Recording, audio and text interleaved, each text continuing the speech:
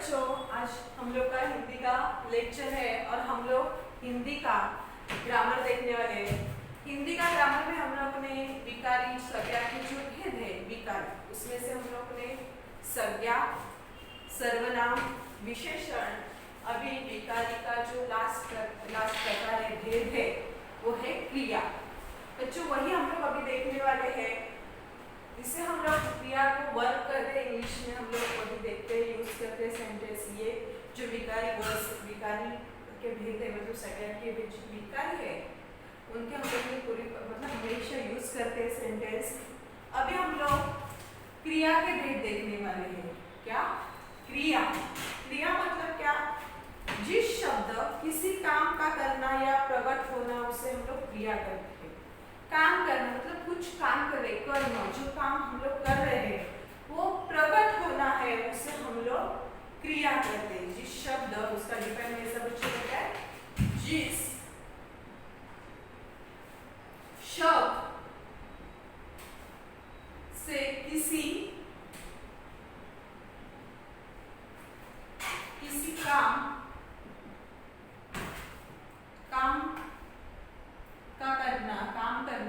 का करना या प्रकट होना या एक्सपांड मतलब प्रकट हो जाते हैं,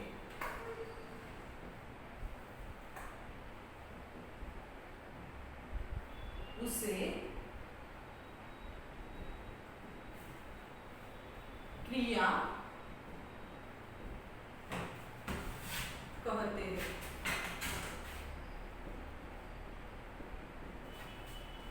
क्रिया का जिस शब्द से किसी काम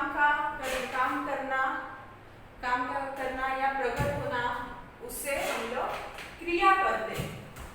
क्रिया जो काम करते हैं उसे हम लोग क्या करते हैं? क्रिया। जो जैसे हम लोग बैठना, उठना, खाना पीना, जो हम लोग काम करते हैं, क्रिया करते हैं, जो हमेशा यूज हम लोग करते हैं। बैठते हैं हम लोग, खाते हैं, पीते हैं, बोलना, हंसना, रोना, ये सब आदि जो हम लोग क्रिया हमेशा करते हैं, काम करते हैं, तो उसे हम लोग क्रिया करते हैं। बराबर है बच्चों? मतलब एक फॉर एग्जाम्पल मैंने लिखूं कि उसने रोटी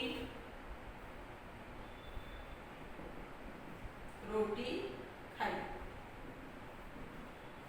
खाने की क्रिया हो गई। क्या खाई? रोटी खाई। बराबर है?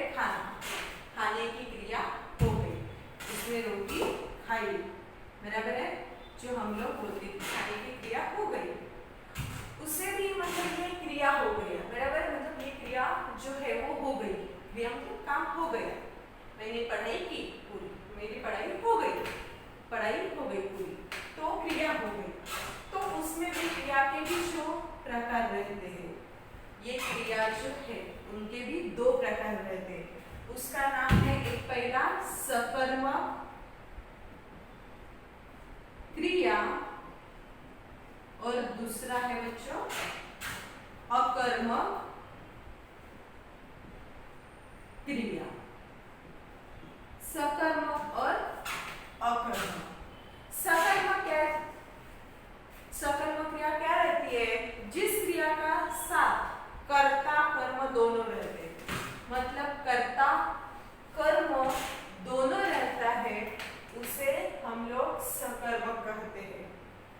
मतलब जो सेंटेंस में करता रहता है, करने वाली जो क्रिया जो काम है वो भी रहता है, उसे हम लोग सकर्मक। मतलब क्या? फॉर एग्जाम्पल राम आम खाता है, मतलब राम कौन क्या हो गया?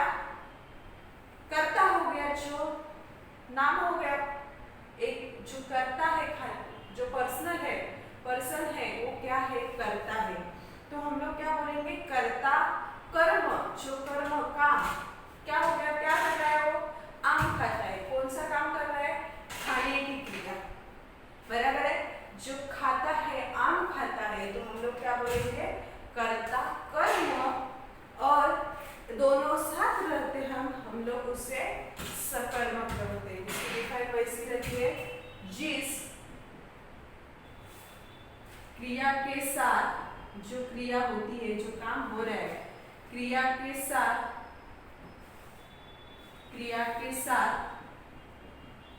कौन कौन रहता है? कर्ता, कर्म,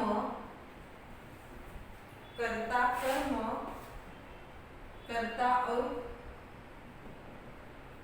कर्म साथ रहते हैं, साथ रहते हैं।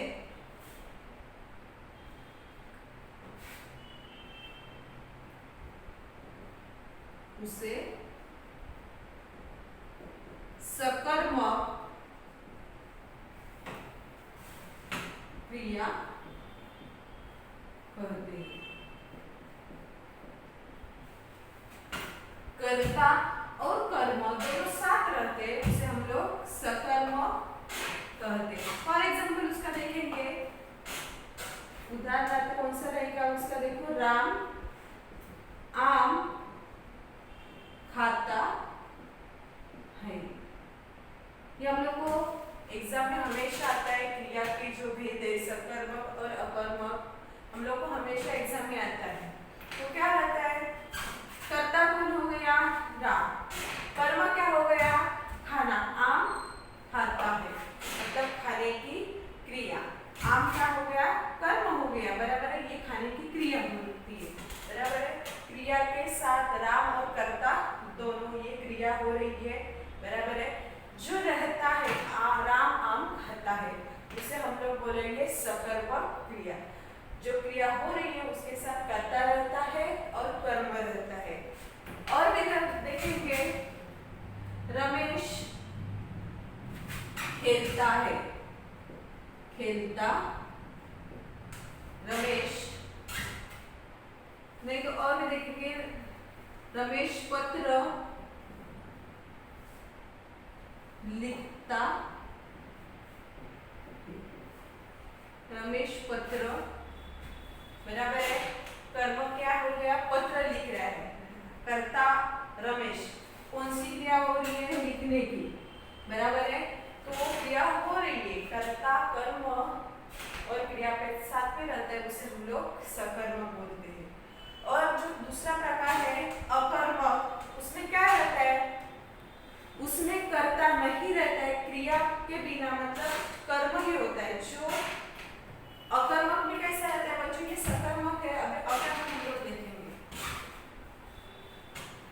उसमें सिर्फ कर्म रहता है, जो काम होता है वही रहता है, बाकी कोई नहीं रहता है। जो क्रिया के साथ सिर्फ कर्म रहता है, बराबर है। देखो, अकर्म क्रिया, जो क्रिया का दूसरा प्रकार है अकर्म क्रिया। क्या है अकर्म क्रिया? जब क्रिया हो रही है,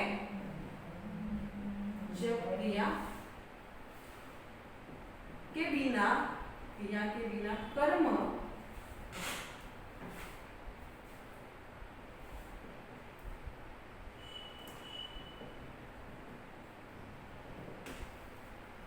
उसे अकर्मक कहते हैं।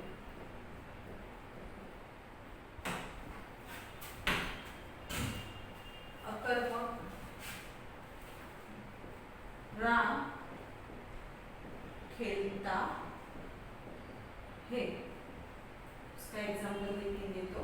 और दूसरा है रमेश बोलता है। उसमें देखो, जब क्रिया के बिना कर्म होती है, मतलब क्रिया क्या हो जाता है? वही कर्म है। उसमें हम लोग सकर्मक में कैसे देखा कि कर्ता कर्म और क्रिया तीनों के साथ में क्रिया कौन सी हो रही थी और कर्म क्या था और कर्ता कौन है, हम लोग को सब दिखता है, बराबर है। तब हम लोग ने बोला कि सकर्मक है। अकर्मक में क्या है? जब क्रिया के बिना, क्रिया देखो कौन सी है, उसमें राम खेलता है, बराबर है। क्रिया के बिना कर्म होते हैं, क्रिया के बिना जो कर्म हो रहा है, कर्म क्या है उसमें? राम खेलता है, बराबर है। राम करता है और क्रिया के बिना वो कर्म है खेलता, जो कर्म हो रहा है उसे क्रिया के बिना, यहाँ पे क्रिया दिखती नहीं है, उसमें डिवाइड हो गया कर्म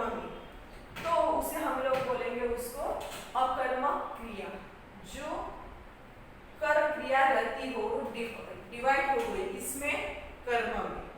तो हम लोग बोलेंगे जो क्रिया के बिना कर्म रहते हैं उसे हम लोग अकर्म बोलते हैं। रमेश बोलता है, उसमें क्रिया नहीं दिख रही है, सिर्फ डायरेक्ट जो क्रिया है वो किसने ली है, कर्म ने ली है। क्या है, रमेश बोलता है, उसे हम लोग बोलेंगे अकर्म क्रिया। तो बच्चों यहाँ पे क्रिया के जो दो प्रकार थे, सकर्म और दूसरा अकर्म, हम लोग ने देखे। और भी बच्चे अकर्म देखेंगे तो बच्चे रोते हैं, बच्चे क्या हो गए, रोते हैं। तो जो क्रिया है तो किसने ली है, रो, बराबर है, रोते, ये क्या हो गया, कर्म हो गया। तो क्रिया जो है क्रिया के बिना कर्म नहीं है। तो वैसे बच्चे एग्जाम्पल थे हम लोग ने संज्ञा के भेद में से विकारी जो थे प्रकार, संज्ञा, सर्वनाम, विशेषण, क्रिया, जो ये चार प्रकार, उसमें जो भी प्रकार थे क्रिया के, संज्ञा के प्रकार हम लोग ने देखे, सर्वनाम के 6 प्रकार देखे, विशेषण के 4 प्रकार देखे।